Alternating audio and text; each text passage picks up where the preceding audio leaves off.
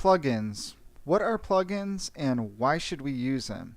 Well, plugins are additions that will extend your site to do almost anything you can imagine, giving you the customized look and feel of your own website. They can also be helpful additions with efficiency in the back end. There are two easy ways to add plugins to your website. If the plugin is free, it is usually available in the wordpress.org database.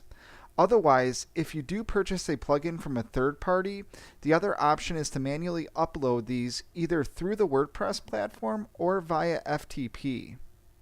I have compiled a list of plugins that are available for download with this lecture. Most, if not all, are free. I will explain each plugin and why I use them for my stores. You are not obligated to use these plugins, however, they are extremely useful for what they do. Let's go ahead and go into our plugins backend. To do this, go to Plugins and then click Plugins. As you can see, the first plugin up here is Akismet. Akismet is a plugin which prevents spam and robots from spamming or posting on your site. The plugin on the premium version costs $5 per month. It is generally included, as we see here, with any WordPress installation. You do not necessarily need it, but once your site grows, it will prevent it from slowing down from bots, spammers, and hackers. We can go ahead and activate that now. For the next plugin, there are two quality options, and I highly recommend either of them. The first one is called WordFence, and the second one is called iThemes Security. Both plugins are available for free in the WordPress database. We can go ahead and search for them right now.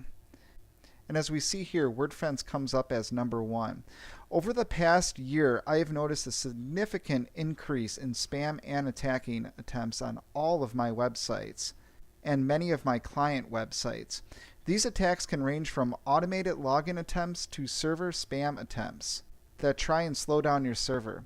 Although WordPress as a whole is an extremely secure platform, the added security is a peace of mind.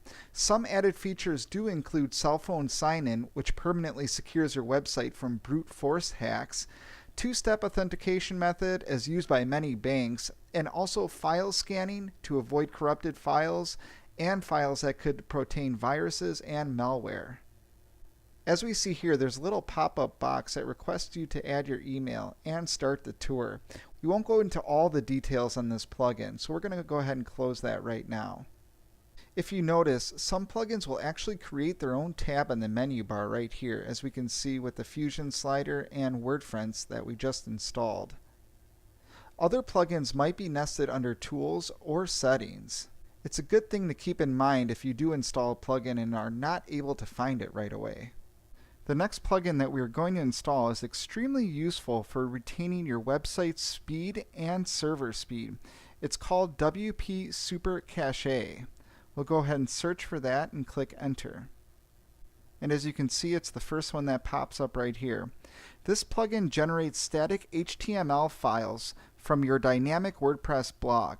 After a file is generated, your web server will serve that file instead of processing the comparatively heavier and more expensive WordPress PHP scripts. 99% of your visitors will be served static HTML files. Those users who don't see the static files will still benefit because they will see a different cached file that aren't quite as efficient but still better than uncached.